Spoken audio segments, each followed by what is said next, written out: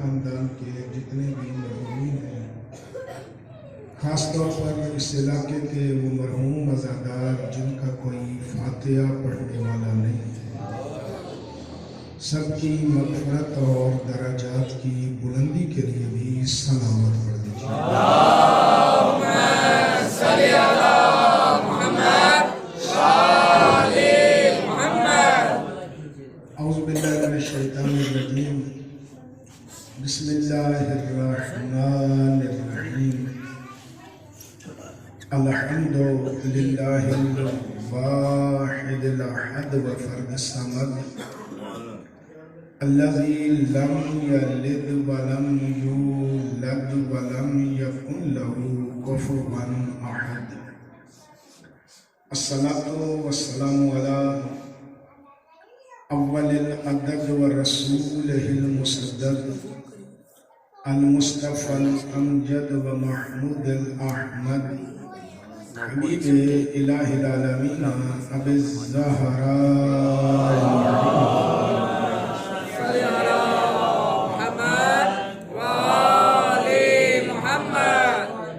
ثم الصلاة والسلام على أهل بيت النبوة ومعدن الرسالة ومصابيح الهداية وسفينة النجاة، أما بعد، قال الرحمن في القرآن: بسم الله الرحمن الرحيم، إنا أعطيناك الكوثر فصل لربك وانحر إن شانئك هو الأبتر۔ صلوات پڑھیے گا رسول اللہم صلی علی محمد وآل محمد۔ ارباب دانش و صاحبان علم حضرات، سب سے پہلے تو دعا وہ ہے کہ خالق اکبر ہم سب کو یہ توفیق عطا کرے کہ ایام سیدہ ہم پوری دنیا میں پھیلا سکیں، کیونکہ ذکر سیدہ اسلام کی بنیاد ہے اور ذکر سیدہ تشیع کی پہچان ہے۔ سبحان اللہ، سبحان اللہ۔ اپنی حقیقت پہ عرض کرتے ہوئے ایک جملہ عرض کر دوں کہ کائنات انسانیت کی بعد از رسول پہلی شیعہ کا نام زہرا ہے۔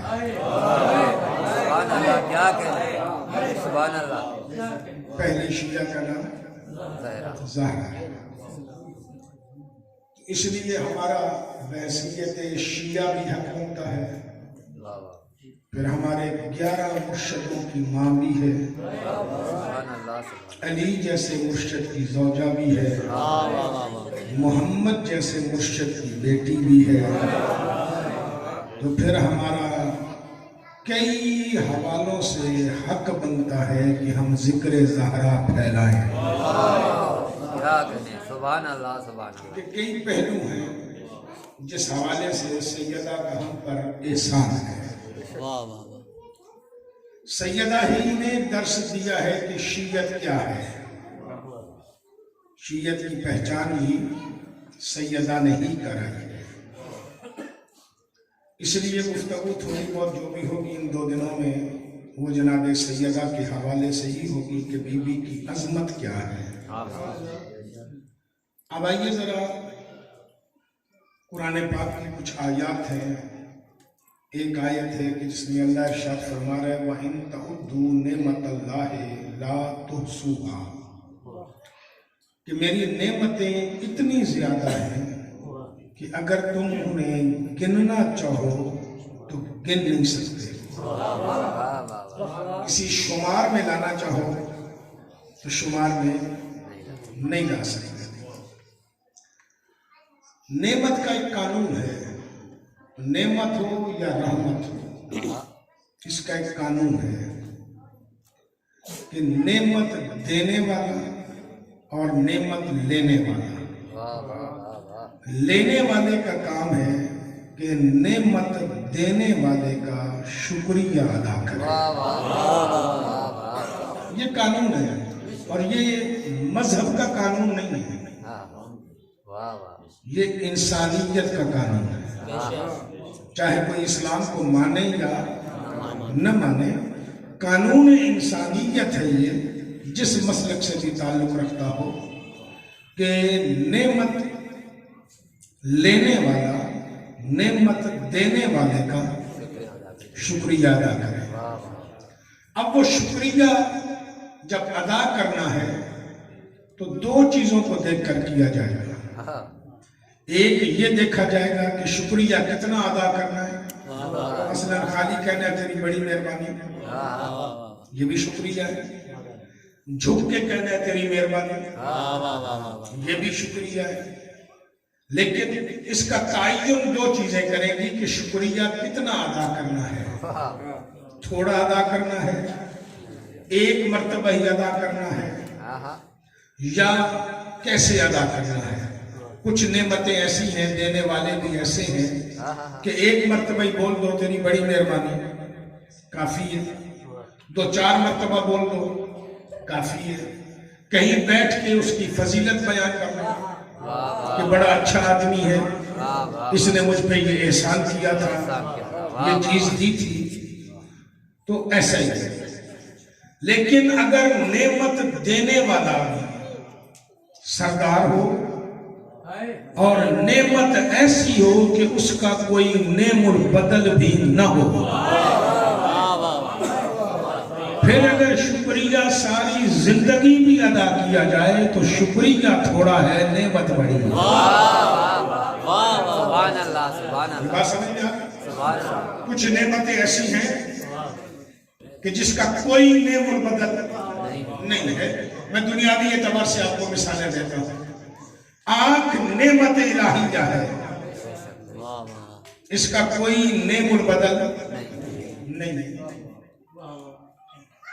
دوسری آنکھ آپ لگوائیں گے پتھر کی ہوگی, آپ دیکھ نہیں سکتے. زبان نعمت ہے, کٹ جائے تو اس کا کوئی نعم البدل نہیں ہے. دنیا جگر بدلا رہی ہے لیکن نئی زبان نہیں لگا سکتا. آپ کہیں گے میں نے چھوٹی سی زبان کی مثال دی ہے, جگر کی کیوں نہیں دی؟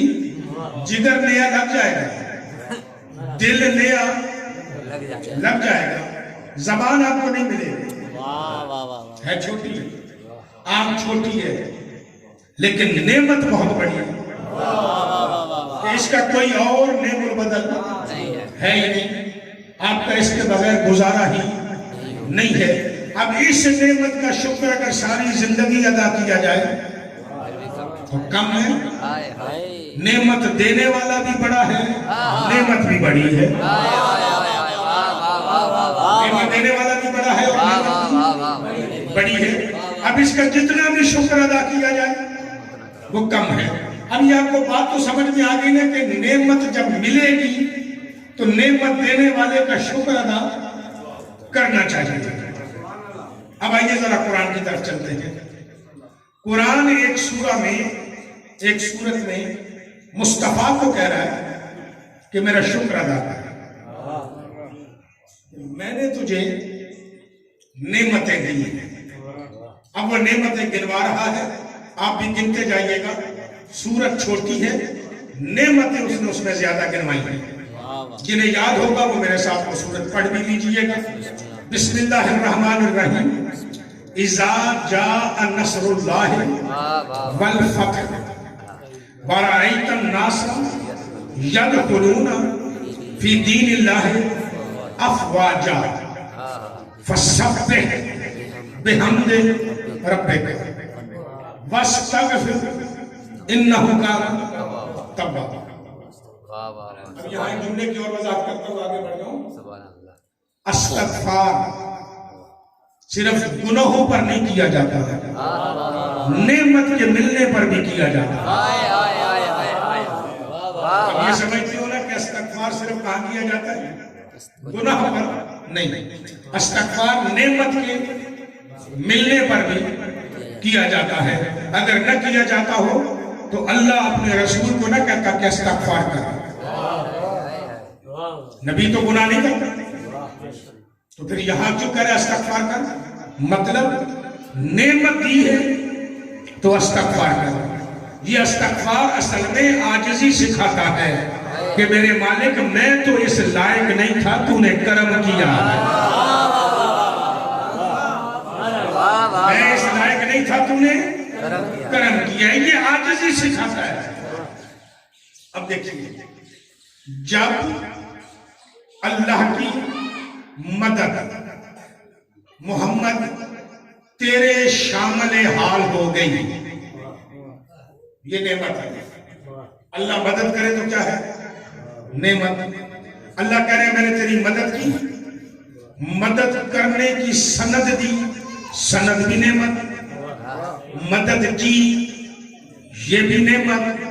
اس مدد کو دلیل بنا کر قرآن میں بھیج دیا، یہ بھی نعمت. اب ایک آیت میں کئی نعمتیں ہیں. اذا جاء نصر اللہ والفتح، جیسے ہی ہم نے تیری مدد کی تجھے فتح نصیب ہو گئی. اب یہ سورت نازل ہوئی ہے فتح مکہ کے موقع پر. کب نازل ہوئی ہے؟ فتح مکہ کے موقع پر. محمد ہم نے تیری مدد کی، ہم نے کی. ہم نے یہ دلیل بھی دے دی کہ اللہ نے تیری مدد کی ہے، مدد بھی تیرے پاس آ گئی. اللہ کا مدد کرنا بھی نعمت، مدد کا آنا بھی نعمت، خود مدد بھی نعمت. والفتح، اور ہم نے تجھے فتح دے دی، جتوا دیا، تجھے جیت مل گئی. تیرا جیتنا بھی نعمت، تیرے دشمن کا ہارنا بھی نعمت. دو چیزیں ہوگی نا، ایک بندہ جیتے گا تو دوسرا ہارے گا. کفار اور مشرک کا ہارنا بھی نعمت، محمد کا جیتنا بھی نعمت. اب اس فتح میں کئی نعمتیں چھپی ہوئی ہیں، گنتے آپ جائیے گا، میں نہیں گن رہا ہوں. اس فتح میں کئی نعمتیں چھپی ہوئی ہیں. تجھے جیت دی، فتح دی، یہ نعمت. تیرے دشمن کو شکست دی، یہ نعمت. تو نے تلوار نہیں چلائی، یہ نعمت. بغیر تلوار چلائے ہم نے تجھے جتا دیا، یہ نعمت. تیرے فوجی مرے نہیں، یہ نعمت. تیرے فوجی بھاگے نہیں، یہ نعمت. ہم نے تیرا روب دشمن کے دل پہ ڈال دیا، یہ نعمت. تجھے تیرا آبائی گھر مل گیا، یہ نعمت. جہاں سے تو رات کی تاریکی میں چھپ کے گیا تھا، وہاں ہم نے تجھے سردار بنا کے واپس بلایا. نعمتیں کتنے؟ میرا نبی شب ہجرت اسی مکے سے چھپ کے گیا تھا، آیا کرتے دن کی روشنی میں. جہاں سے تو چھپ کے گیا تھا وہاں تجھے دن کی روشنی میں بلایا، یہ بھی نعمت. جہاں کعبے میں لوگ تجھے جانے نہیں دے رہے تھے، مسجد الحرام میں تجھے داخل نہیں ہونے دے رہے تھے، ہم نے وہ مسجد کا کنٹرول تجھے دیا، یہ بھی نعمت. ہم نے کعبہ بھی تجھے دیا، یہ بھی نعمت. جس کعبے کے اندر تجھے نہیں جانے دے رہے تھے، ہم نے اس کعبے کی چھت پہ تیرا بلال کھڑا کیا. بلال نے کعبے کی چھت پہ کھڑے ہو کے اذان دی ہے، یہ بھی نعمت. تجھے کعبے کی چھت بھی، یہ بھی نعمت. کعبے کا دروازہ تو نے کھولا، تو نے کعبے کے بت توڑے، بتوں کا توڑنا بھی نعمت.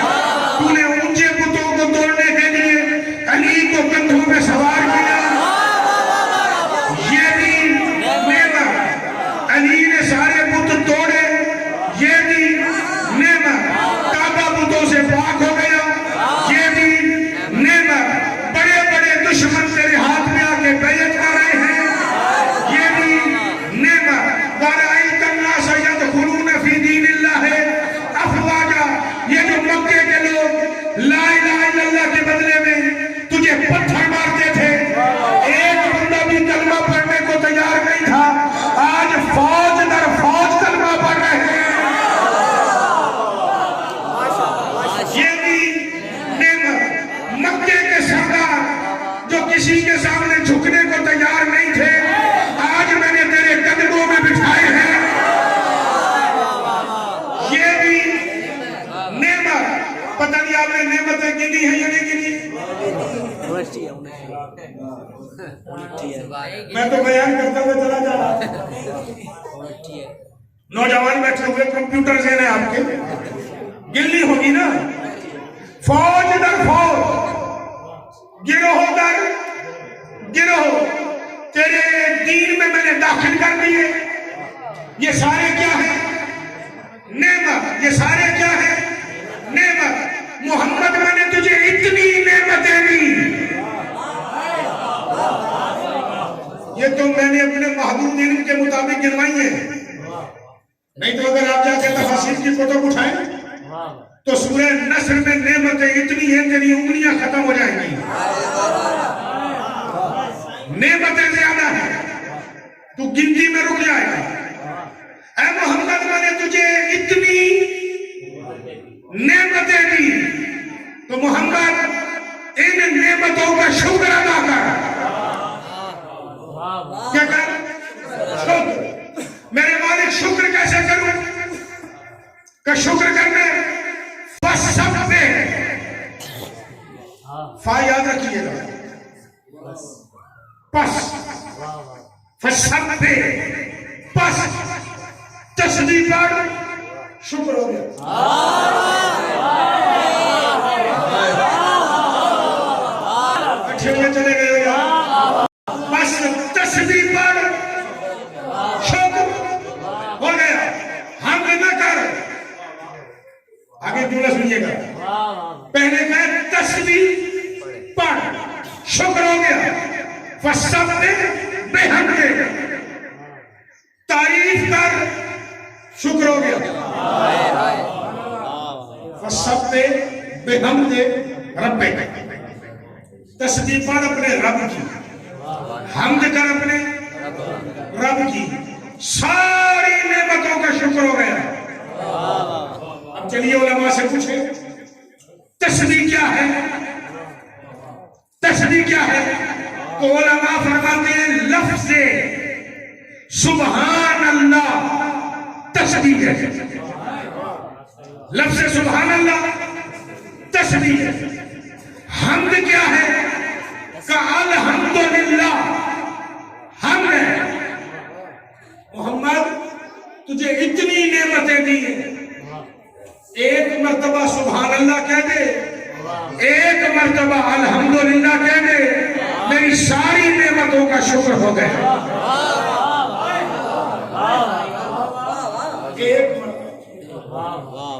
ایک مرتبہ سبحان اللہ الحمدللہ میری ساری نعمتوں کا شکر ہو گیا نعمتیں معمولی ہیں تھوڑی ہیں یہ بڑی نعمت ہے بولے ذرا بڑی نعمت ہے نا اللہ کہہ رہے ہیں ساری نعمتوں کا شکر ایک مرتبہ تسبیح پڑھی ایک دفعہ تو نے الحمد کہا ایک مرتبہ تو نے سبحان اللہ کہا شکر ہو گیا تو نے میری تعریف کر دی اور تو نے میری تسبیح پڑھ دی کہ پاکیزہ ہے رب شکر ہو گیا یعنی اتنی نعمتیں تجھے دی ہیں تو نے تسبیح پڑھی حمد کی شکر ہو گیا پتہ نہیں وہ کون سی نعمت ہے جس میں اللہ نے لہجہ ہی بدلا ہے اِنَّا أَعْطَيْنَاكَ الْكَوْثَرَ فَصَلِّ لِرَبِّكَ وَانْحَرْ اے محمد میں نے تجھے کوثر دی ہے تسبیح پہ گزارا نہیں ہوگا شکرانے کے لیے نماز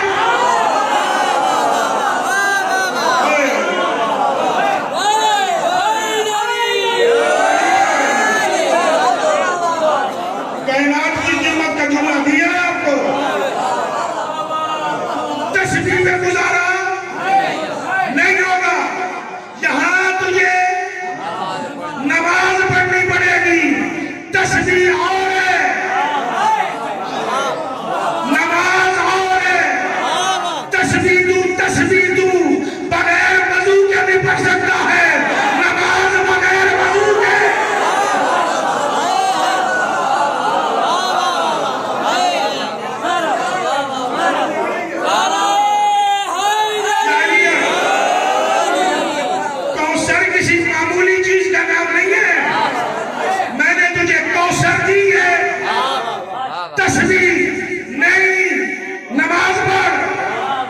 صرف نماز میں گزارا نہیں، قربانی کر۔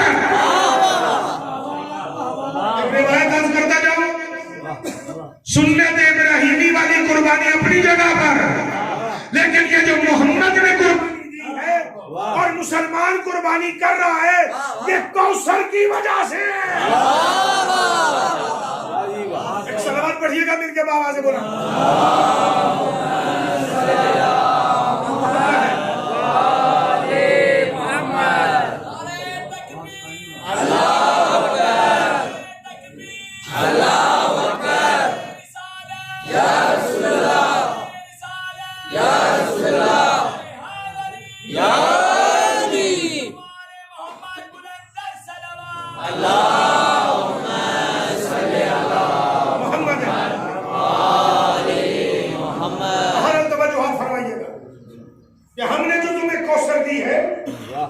شکرانے کی نماز پڑھ،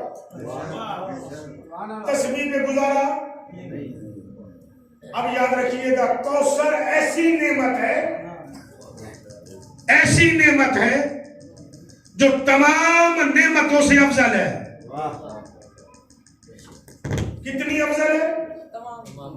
کتنی؟ میں وہ افضل ہونے کی قیمت بتا رہا ہوں۔ عام نعمتوں میں اور کوثر میں اتنا فرق ہے جتنا تسبیح اور نماز میں فرق ہے۔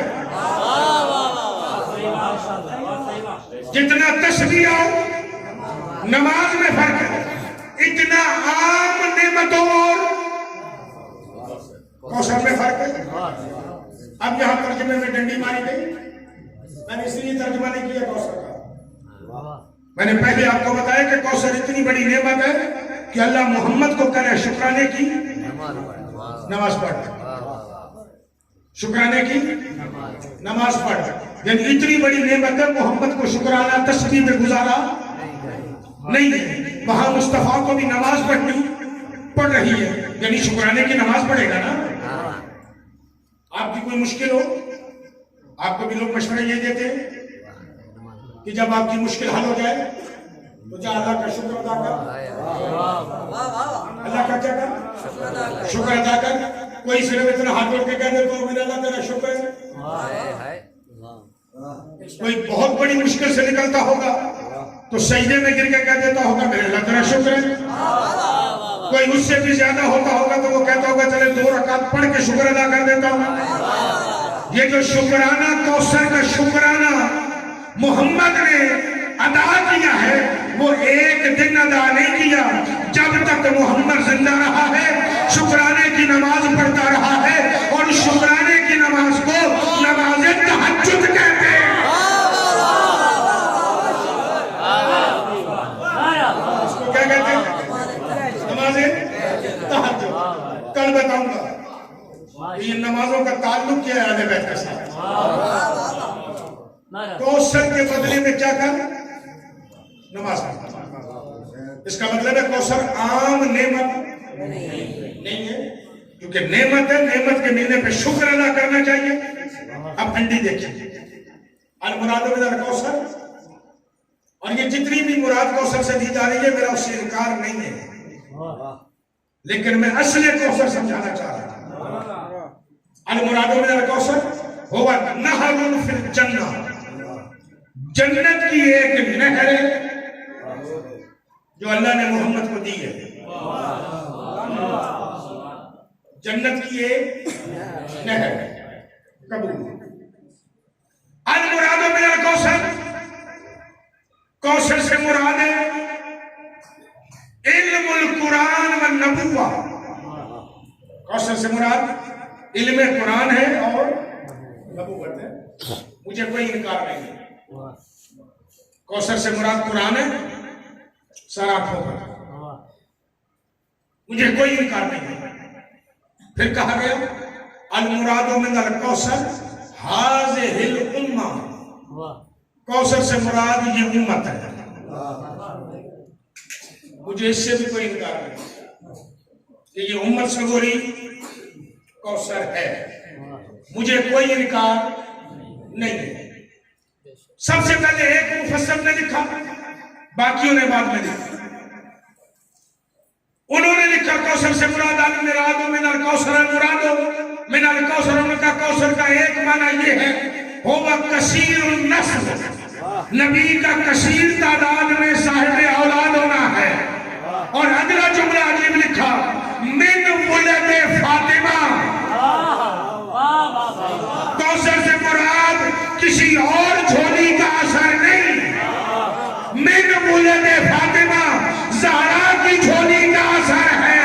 तो अब जुमला देता जाऊं, इनके बकौल भी अगर नबी की 4 बेटियां भी हो तो 3 कौसर नहीं है, ज़हरा कौसर।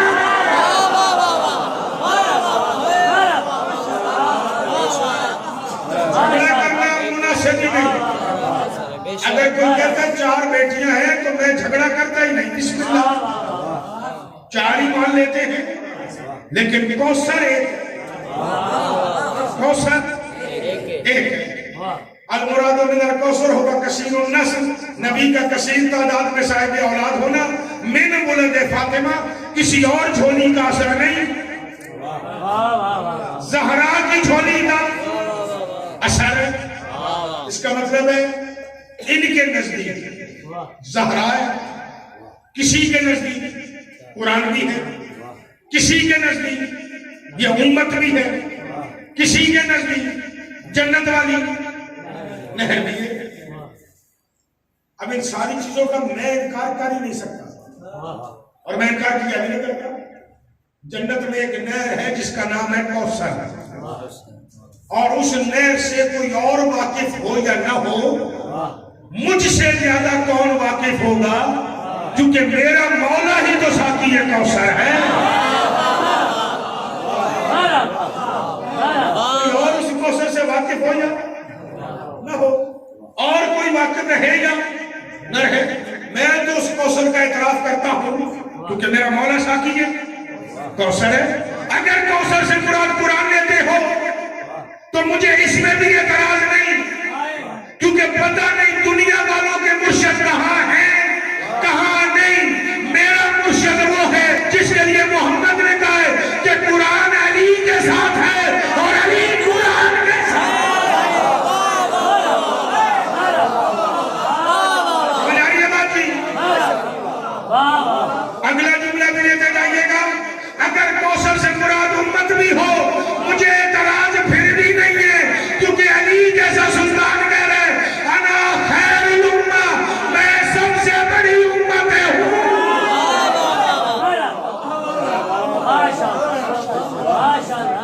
जिस माने को भी मुराद ले, मेरा मौला सबसे आगे है। लेकिन नौजवान नस्ल का सवाल है, इस नस्ल के सवाल का जवाब दो। सवाल ये है कि अल्लाह कह रहे हैं मैंने तुझे कौसर दी है, शुक्राने की नमाज पढ़। कौसर दी है, शुक्राने की नमाज पढ़। इसका मतलब है कौसर कोई ऐसी चीज है जिसमें मुस्तफा को शुक्र अदा करना है, मुस्तफा को शुक्र अदा करना है। अच्छा, अब मैं हाथ जोड़ के पूरे आलम इस्लाम से पूछना चाहता हूं, उम्मत शुक्र अदा करेगी कि मोहम्मद जैसा नबी मिला? अगर कौसर से मुराद उम्मत है तो फिर उम्मत शुक्र अदा करेगी कि मोहम्मद जैसा नबी मिला है, या मोहम्मद शुक्र अदा करेगा कि ये मिले?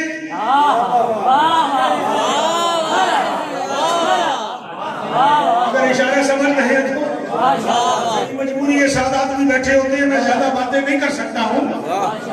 और मुझे पता है मुस्तफा शुक्र अदा करेगा कि मुझे ये उम्मत मिली। अपने जरा यूं करके झांक के देखिएगा, हमारे अमाल हैं कि मोहम्मद शुक्र, जो नहीं पहुंच रहे मैं नफ्स खोलने लगा हूं कि मोहम्मद शुक्र अदा करे कि ये उम्मत मिली है जो मुझे मुसीबत में छोड़ के कभी कहीं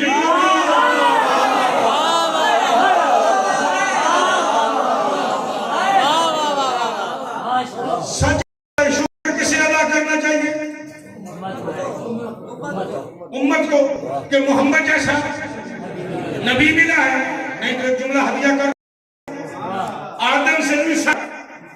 اگر آپ کسی نبی کے امتی ہوتے لگ تمہیں خبر جاتا نہیں لگے گی خبر. جائیے کر قرآن شریف پڑھیے گا، 26 نبیوں کا ذکر ہے، 26 نبیوں کا. میں ایک نبی کی ایک مثال دے رہا ہوں، یہ بھی قرآن میں جا کے پڑھیے گا کہ وہ نبی کون ہے.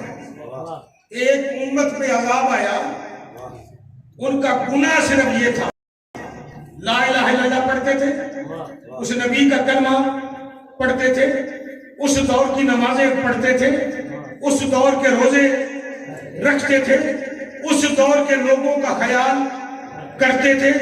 گناہ صرف ایک تھا کہ جب بھی کوئی چیز تولنے لگتے تھے ڈنڈی مارتے تھے.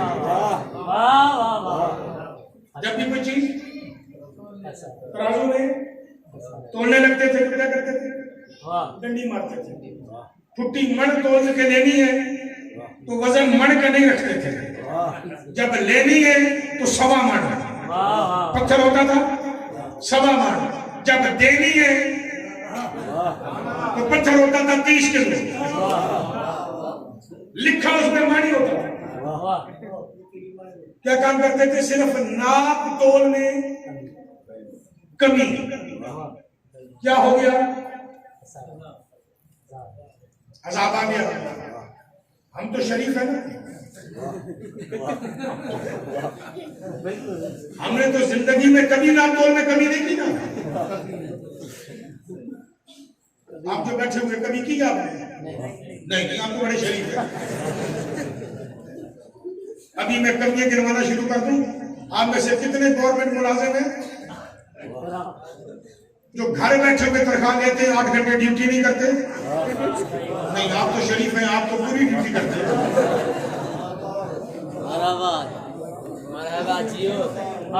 آپ تو پوری ڈیوٹی کرتے ہیں نا. آپ نے تو کبھی ڈنڈی ماری نہیں. بائیو میٹرک کے دور میں بھی جو استاد اسکول پڑھانے نہ جائے اور پھر مسجد میں بیٹھ کے کہے میرے اللہ میں تو حلال کھا رہا ہوں،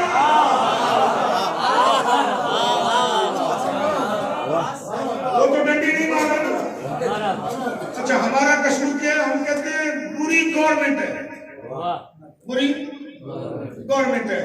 ہم سارے شریف ہیں. میں اپنے گھر کا کچرا اٹھا کے باہر گلی میں پھینک دیتا ہوں. قصور ایم این اے کا ہے، ایم پی اے کا ہے، قصور میونسپلٹی کا ہے. اپنی گلی کی صفائی میں خود نہیں کرتا. قصور کس کا؟ گورنمنٹ کا. اگر ہم میں سے ہر بندہ جتنی اس کے گھر کی حدود ہے، چاہے وہ 1.5 فٹ لمبی ہے، 150 فٹ کی ہے، یہ 150 فٹ اپنے گھر کی حدود کی گلی صاف رکھے، پورا گاؤں صاف ہوگا یا نہیں؟ اب اس میں قصور کس کا ہے؟ گورنمنٹ کا. گورنمنٹ تو نبیوں کی گورنمنٹ ہو، نیچے لوگ ڈنڈیاں مار رہے تھے ناپ تول میں، قصور کس کا تھا؟ گورنمنٹ کا. گورنمنٹ کس کی تھی؟ نبی کی. نیچے کمی بیشی کر رہے تھے نا.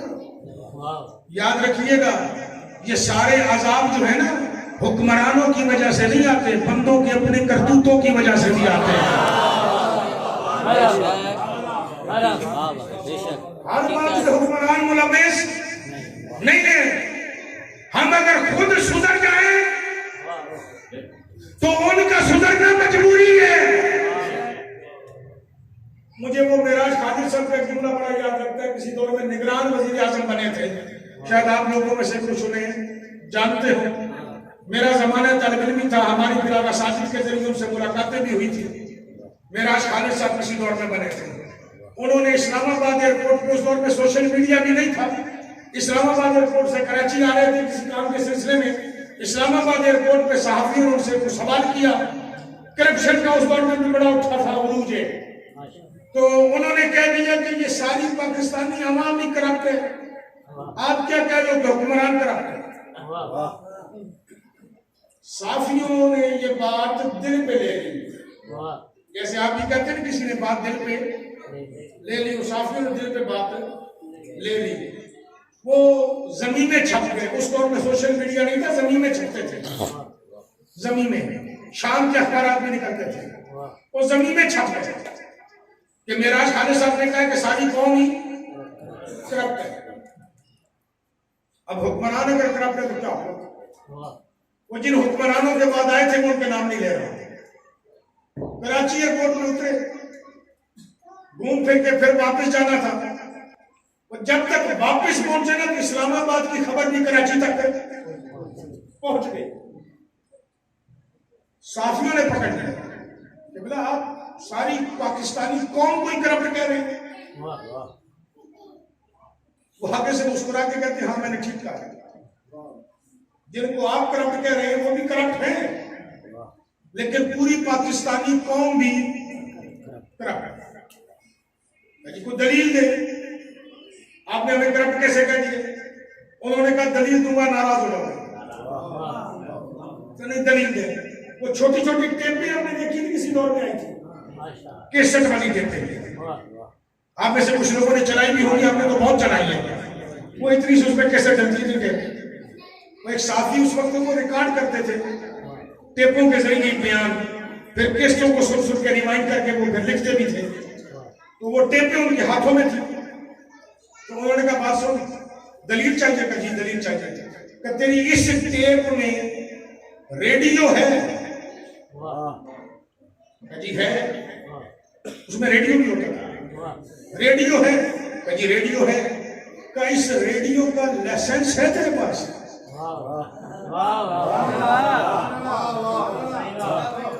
سیدزادہ اپنے بچوں کو پریشانی ہوگی کہ ریڈیو کے بھی لائسنس ہوتے تھے، حالانکہ اس دور میں ریڈیو کا لائسنس ہوتا تھا۔ جس نے ریڈیو رکھنا ہے نا وہ گورنمنٹ کی جا کے فیس بھرے گا اور سالانہ اس لائسنس کی فیس بھی دے گا، زیادہ نہیں تھی، 5 روپے 10 روپے ہوتی تھی سال کی فیس۔ اس نے کہا جی نہیں ہے۔ معراج خالد صاحب ایک جملہ کہہ کے جہاز کی طرف چل پڑے، انہوں نے کہا تیری اوقات ہے 5 روپے کھانے کی، تو 5 کھا رہا ہے، اس کی اوقات 5 کروڑ کھانے کی، وہ 5 کروڑ کھا رہا ہے۔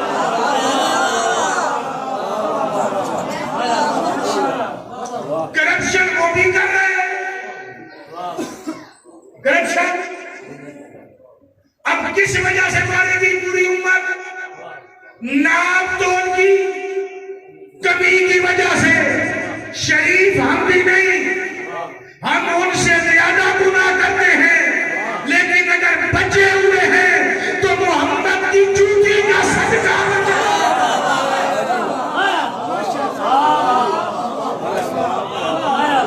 تو پھر شکر کسے ادا کرنا چاہیے؟ امت کو نا۔ اس کا مطلب ہے جس کو شکر ادا کرنا ہو وہ نعمت نہیں، جس کا شکر ادا کرنا ہے نعمت وہ ہے، نعمت محمد، نعمت مصطفیٰ، اس پہ ہم شکر کریں۔ میرے اللہ تیرا شکر ہے کہ تو نے ہمیں مصطفیٰ جیسے نبی کا امتی بنایا۔ اب آگے بڑھیے۔ اگر کوثر سے مراد میں لوں قرآن، میں لوں قرآن، آج صرف کوثر کا معنی سمجھا کے جاؤں گا، باقی گفتگو کا لوں۔ اگر میں کوثر سے مراد لوں قرآن، تو آپ سے پوچھوں بلا قرآن کو شکر ادا کرنا چاہیے کہ مجھے کلمہ محمد ملا ہے، یا محمد کو شکر ادا کرنا چاہیے کہ مجھے قرآن ملا ہے؟ ہو سکتا ہے آپ اس سوال کے جواب میں منج جائیں، جواب نہ دے سکیں، تو میں جملہ بدل دیتا ہوں۔ قرآن نے آ کے محمد کی تصدیق کی ہے یا محمد نے قرآن کی تصدیق کی ہے؟ یہ تو سادہ ہے۔ کسی نے کس کی تصدیق کی ہے؟ قرآن نے آ کے نہیں منوایا یہ رسول ہے، محمد نے اپنے کردار سے منوایا ہے کہ میں محمد ہوں، اور قرآن محتاج ہے محمد کی زبان کا۔ محمد نے جسے آیت کہا وہ آیت بنی، جسے حدیث کہا وہ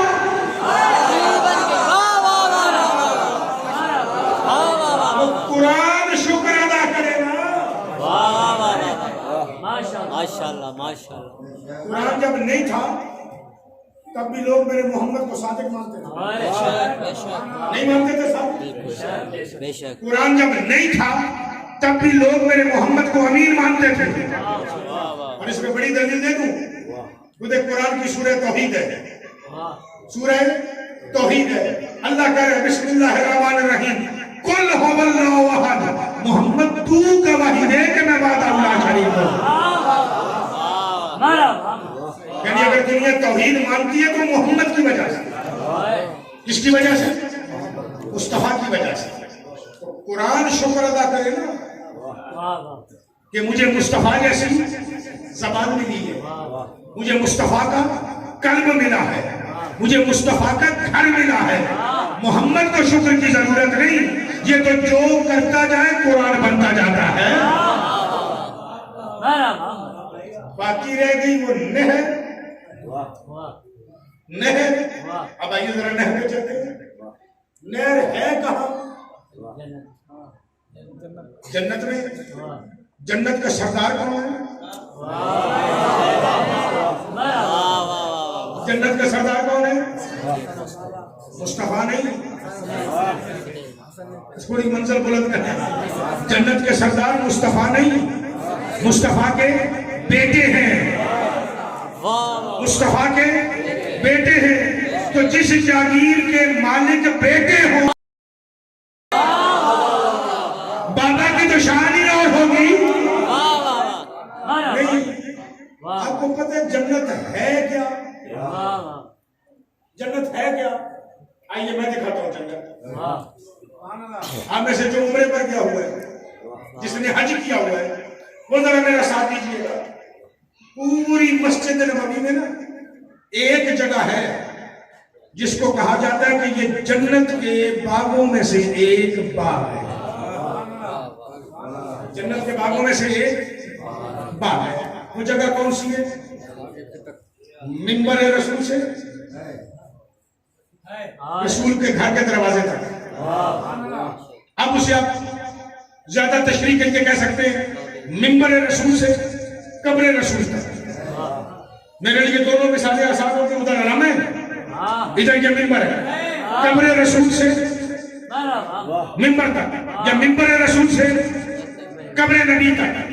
اصل میں وہ نبی کا گھر ہے جہاں نبی کی قبر ہے۔ اس جگہ کو کیا کہا گیا؟ جنت۔ اس جگہ کو کیا کہا گیا؟ جنت۔ تو تجھے سمجھ نہیں آئی؟ جہاں حسنین کھیلے، جہاں حسنین کھیلے یا جہاں محمد کے قدم پڑ جائے اسے ہی تو جنت کہتے ہیں۔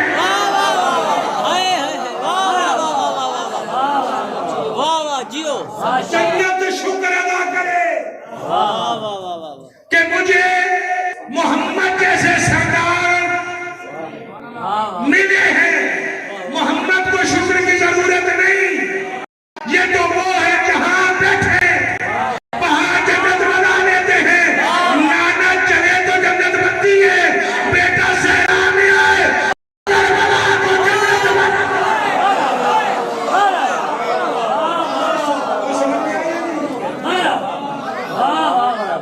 جنت اللہ علی العرش، اللہ کی جنت جو زمین پر ہے وہ کیا ہے؟ کربلا۔ جنت شکر ادا کرے نا کہ یہ ہے۔ اس کا مطلب ہے کوثر سے مراد فاطمہ ہے، جس میں اللہ کہہ رہے ہیں شکرانے کی نماز پڑھ۔ اب شکرانے کا مطلب بتاؤ۔ ایک تعبیر دینے لگا ہوں آج، دوسری تعبیر انشاءاللہ کل دوں گا۔ ایک تعبیر لیتے جائیے گا۔ نعمت ہے یا نعمت دینے والا ہے؟ نعمت لینے والے کا، نعمت لینے والے کا فرض کیا ہے؟ اصل میں یہاں بیٹھا ہوں، میں یہاں بیٹھا ہوں۔ سید بزرگوار آ گئے، میرے بڑے بھائیوں کی طرح ہے۔ انہوں نے مجھے کوئی نعمت دی ہوئی ہے یا یہ خود میرے لیے نعمت ہے؟ یہ جب آئیں میں بیٹھا رہوں گا؟ بولیے گا ذرا، بیٹھا رہوں گا؟ صاحب حیا ہوا تو کیا ہوگا؟ میں کھڑا ہو جاؤں گا نا، کھڑا ہو جاؤں گا، کھڑا ہو کے بتاؤں گا کہ یا یہ نعمت ہے یا یہ نعمت دینے والا ہے۔ ساری زندگی شیعہ سنی روایت کے مطابق جب بھی زہرا آئی ہے محمد کھڑے ہو کے بتا رہے ہیں کہ میرے لیے نعمت ہے،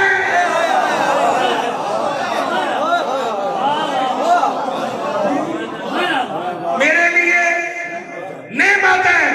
کھڑے ہو کے بتائیں میرے لیے نعمت ہے، اور اس نعمت کے لیے مجھ پہ واجب ہے کہ میں نماز پڑھوں۔ تہجد مجھ پر اور آپ پر مستحب ہے، نبی اور امام پر تہجد واجب ہے، کیونکہ نعمت کا شکر واجب ہوتا ہے۔ نعمت کا شکر چاہے مسلمان ہو یا نہ ہو، غیر مسلم ہو، میں پہلے بات کر چکا ہوں، انسانیت کے قانون کے مطابق نعمت دینے والے کا شکریہ ادا کرنا نعمت لینے والے پر واجب ہے، ہم پر بھی واجب ہے۔ لیکن وہ واجبات بتاؤں گا، ہر ایک کا واجب علیحدہ ہے۔ ہم پہ واجب ہے مرشد ذاتی ہونے کے ناطے، محمد پہ واجب ہے بیٹی ہونے کے ناطے۔ اس کے واجبات کچھ اور ہو جائیں گے، ہمارے واجبات کچھ اور ہو جائیں گے۔ بیٹی کے لیے باپ نہیں اٹھتا، اور کوئی شریعت کا حکم نہیں ہے کہ بیٹی کے لیے باپ اٹھے، کوئی شریعت نہیں ہو نہیں ہے کہ بیٹی کے لیے باپ اٹھے۔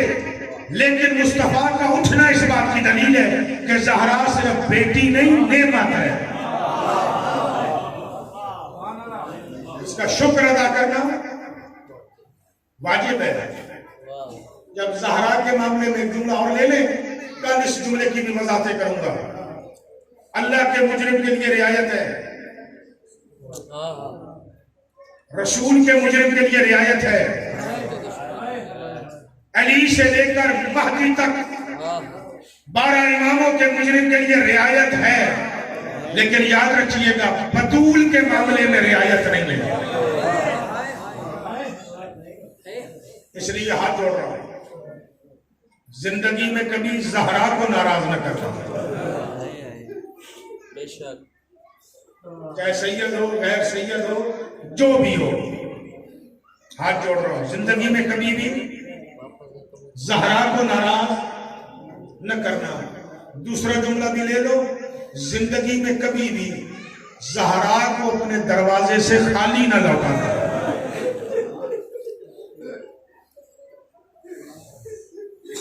زہرا مانگتی ہے، اور جو مانگتی ہے زہرا کو اگر نہیں دو گے تیری زندگی بھر کی عمل ضائع ہو جائے گا۔ زہرا مانگتی کیا ہے؟ زہرا نہیں مانگتی، اللہ مانگتا ہے۔ سورہ انفال جا کے پڑھیے گا، میں کل بات یہیں سے شروع کر دوں گا۔ زہرا کے معاملے میں رعایت نہیں ہے، زہرا کا حق ہے خمس، وہ ہر فرد پہ واجب ہے۔ یاد رکھ، اگر زہرا کا حق نہیں دے گا تیرا کوئی عمل قبول نہیں ہوگا۔ یہ واجب ہے، ہر بندے پر واجب ہے، سادات ہوں غیر سادات ہوں۔ محمد پہ واجب تھا، تو اور میں کون؟ میرا نبی ساری زندگی دیتا رہا ہے۔ علی پہ واجب تھا، حالانکہ بیوی ہے زہرا، علی دیتا رہا، اپنی ساری جاگیروں کا خمس نکال کے علی زہرا کی شہادت کے بعد حسن اور حسین کے سامنے رکھ کے کہتے تھے یہ تمہاری ماں کا حق ہے، قبول کرو۔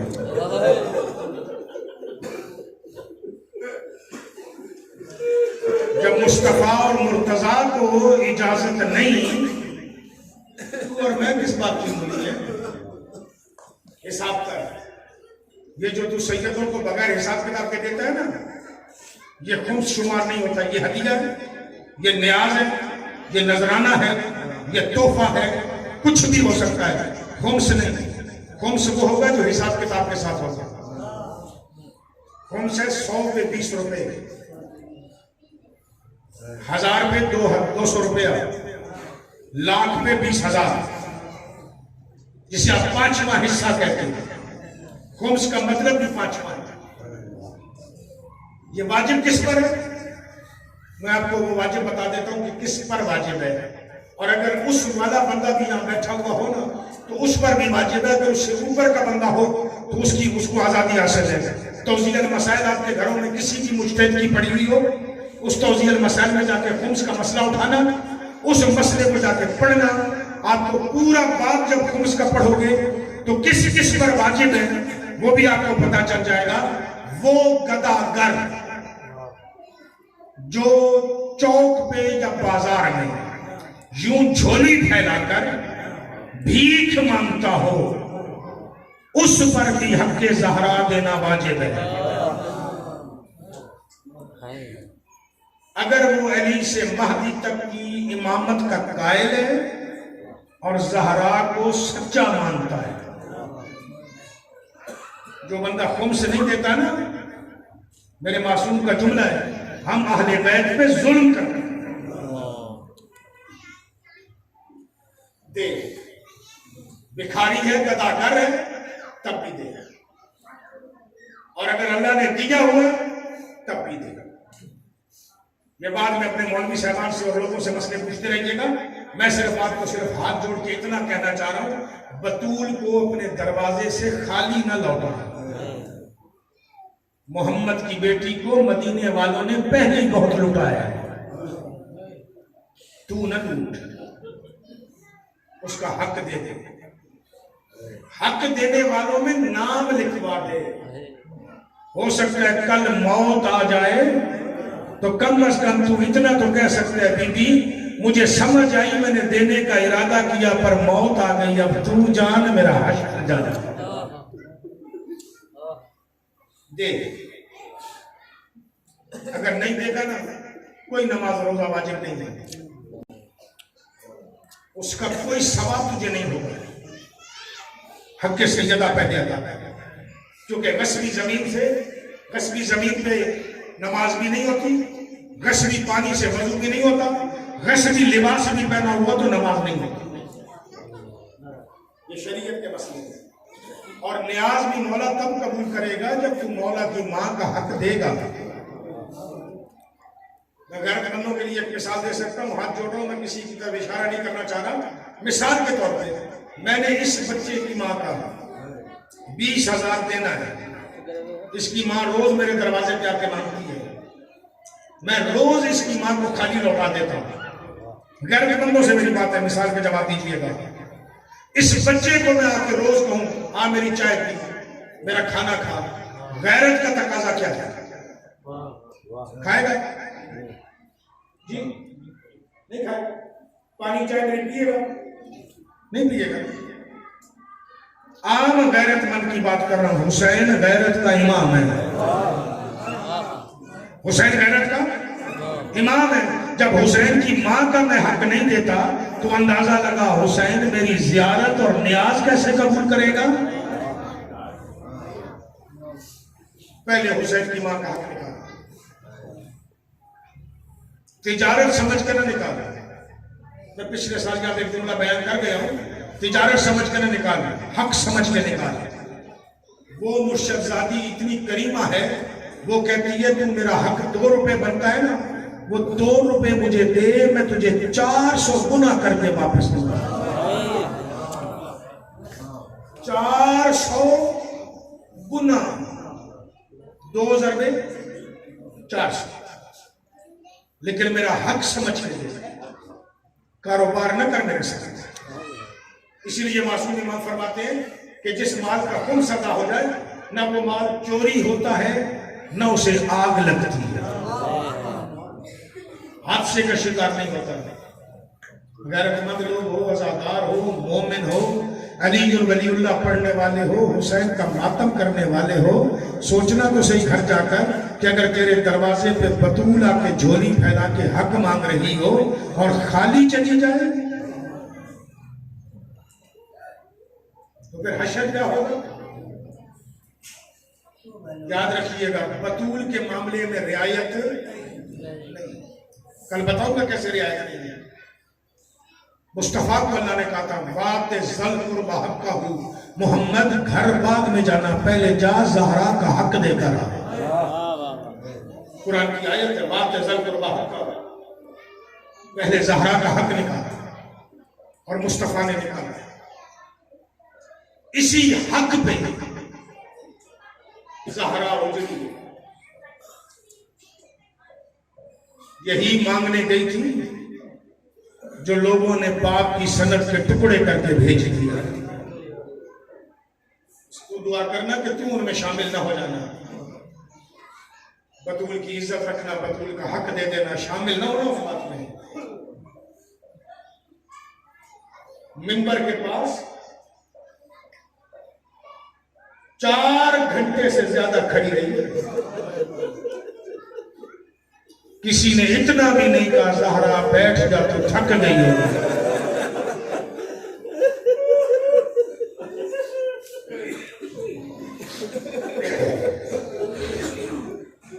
مجھے معاف کر دیجیے گا سیداتیوں کے بارے میں تو میں سوچ بھی نہیں سکتا کیونکہ نسل زہرا سے میرا اپنا بھی تعلق ہے.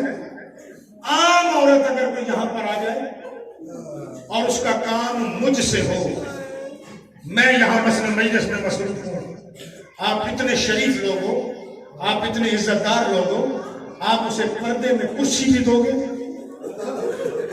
اور آپ اسے کہو گے بیٹھ جا سائیں مجلس پڑھ لے پھر سائیں سے جو تم نے بات کرنی ہے کر لینا. مجھے رب اکبر کی عزت کی قسم ہے محمد کی بیٹی کھڑی رہی ہے لوگ ایک دوسرے کے ساتھ مذاق کرتے ہیں.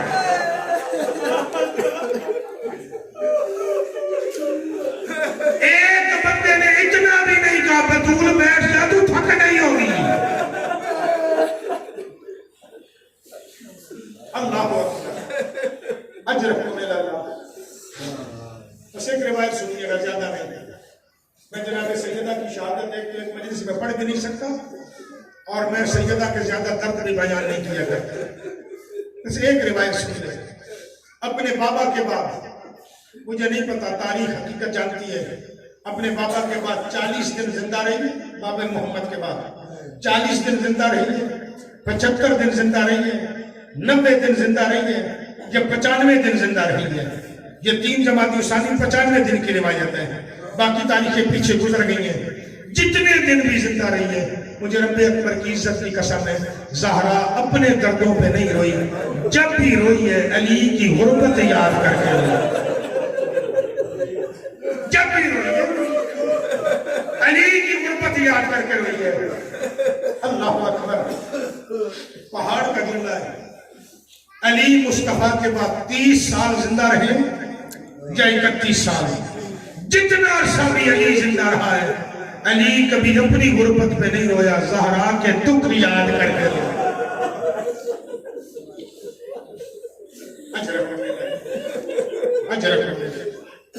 بس علی کی غربت پہ کیسے روئی آج یہی روایت سن لیں مجلس تمام.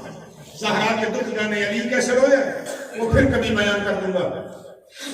مدینے کی کچھ عورتیں زہرا سے ملنے آئی کہ جا کے محمد کی بیٹی کا حال پوچھائیں. مہاجر و انصار کی عورتیں بی بی سے ملنے آئی. فضہ نے آ کے بتایا بی بی بار مدینے کی عورتیں تجھے ملنے آئی ہیں. بی بی کہتی ہے فضہ ان عورتوں کو بٹھا انہیں شربت پلا میری مسند بنا.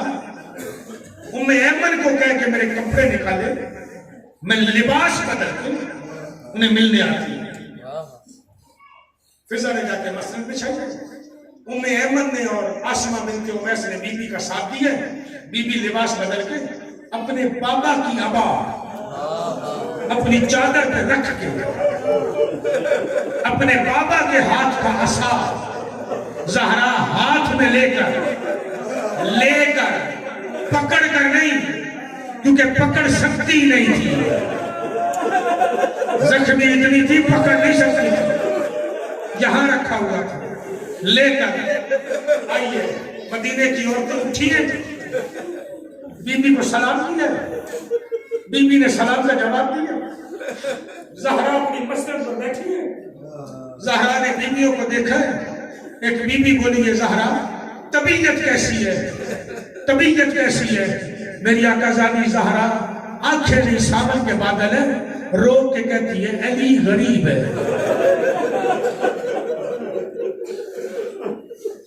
علی غریب ہے۔ فطرت کا تقاضا زیادہ ہو، فطرت کا۔ عورت کو اگر معمولی سے بھی سر میں درد ہو اور کوئی بندہ اس سے پوچھے کہ بتا تیری طبیعت کیسی ہے، وہ اس درد کو بڑھا چڑھا کر بیان کرتی ہے۔ زہرا سے پوچھے تیری طبیعت کیسی ہے، زہرا کہتی ہے علی غریب ہے۔ ایک عورت اٹھی اور کہتی ہے بی بی ہمیں تیرے درد کا احساس ہے، میں حد ادب میں کہہ جاؤں گا ہمیں تیرے درد کا احساس ہے، کیونکہ ہم عورتیں ہیں، ہمیں پتہ ہے کہ اگر بچہ پیٹ میں مر جائے کتنی تکلیف ہوتی ہے، تیرا مرا نہیں تیرا تو مارا گیا۔ بتا تیرے بطن کی تکلیف کیسی ہے؟ جواب بتانا چاہیے تھا نا کہ زخم کیسا ہے، نہ جواب میں کہتی ہے او مدینے والی علی غریب ہے، علی غریب ہے۔ ایک عورت اس کے کہتی ہے بی بی تیری پسلیوں کا درد کیسا ہے؟ بی بی کہتی ہے علی غریب ہے۔ میرے نبی کا ایک صحابی ہے معاذ بن جبل، اس کی زوجہ اٹھی ہے، اٹھ کے کہتی ہے بی بی ہم نے سنا تھا ایک ظالم نے تجھے یہاں گستاخی کی تھی، بتا تیرا یہاں کا حال کیسا ہے؟ رو کے کہتی ہے علی غریب ہے، علی غریب ہے۔ حضرت عمار کی زوجہ اٹھی ہے، اٹھ کے کہتی ہے بی بی عجیب بات ہے ہم درد تیرے پوچھتے ہیں اور تو کہتی ہے علی غریب ہے۔ کہا میں سچ کہہ رہی ہوں علی غریب ہے۔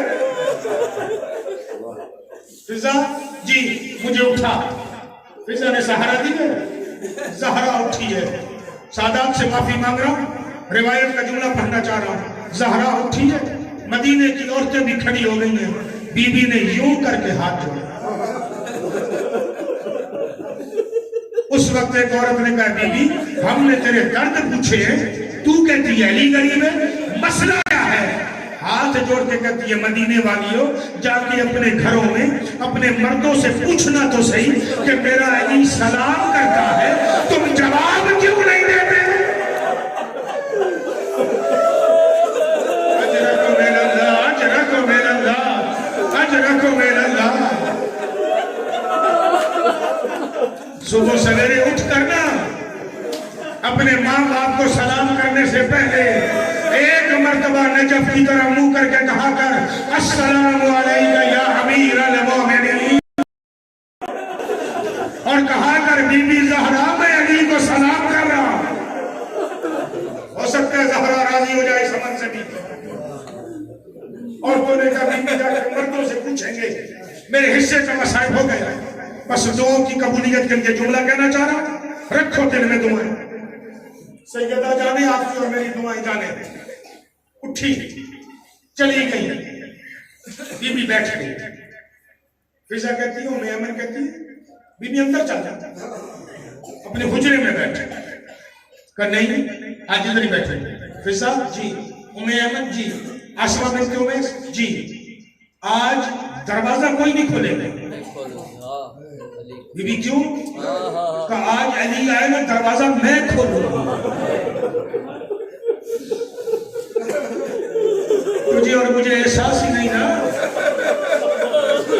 یہ وہ بی بی کہہ رہی ہے مجھے رب اکبر کی عزت کی قسم تو کھڑے ہو کے نماز نہیں پڑھ سکتی،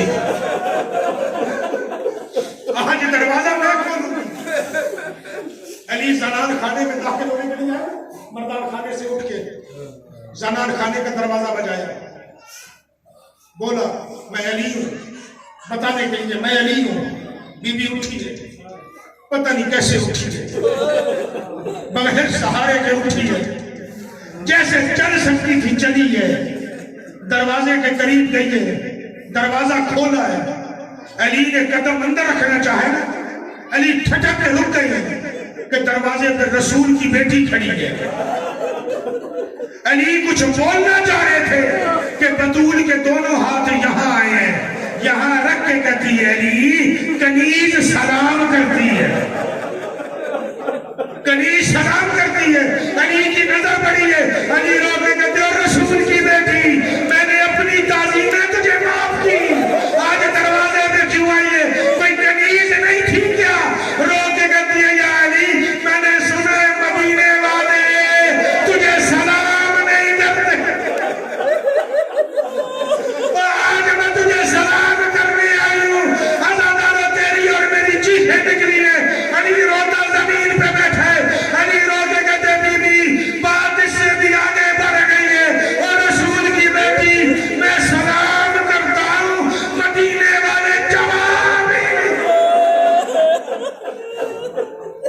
لعنت اللہ علی القوم الظالمین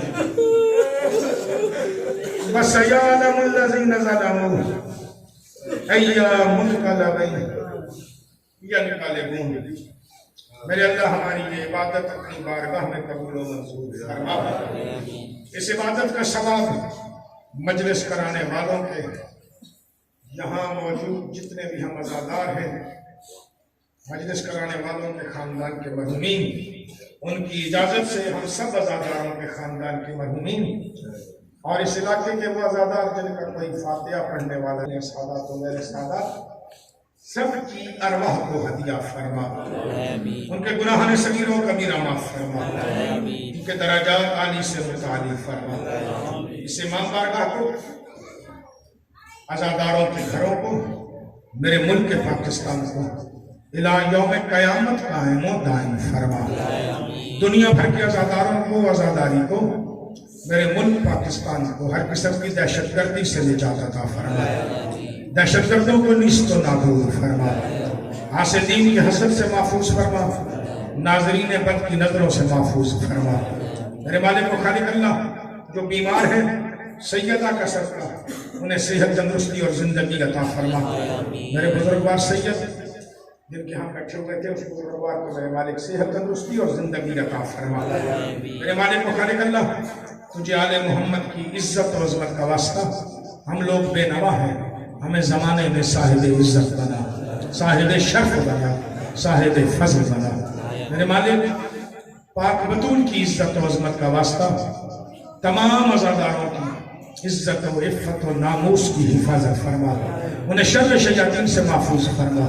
میرے مالک و خالق اللہ، محمد و آل محمد کی عزت و عظمت کا صدقہ، زہرا پاک بی بی کی جھولی کا واسطہ، محسن کا واسطہ، جو بھی بے اولاد ہیں انہیں نیک سیرت، صحت و تندرستی والی نسل عطا فرما. جنہیں اولاد رکھی میرے مالک کی نسلوں میں قیامت تک عزاداری کو برقرار فرما. ہم سب کو حق سیدہ ادا کرنے کی توفیق عطا فرما.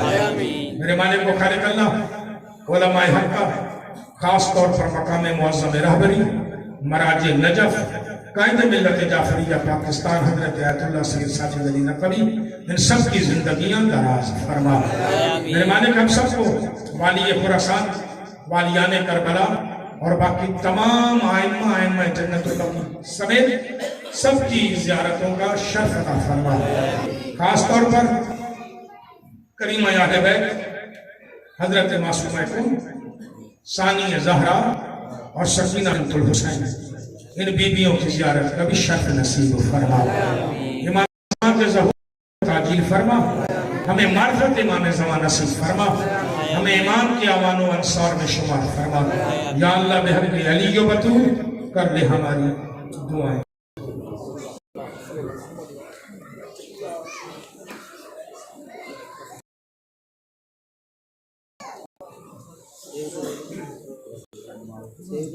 ہاں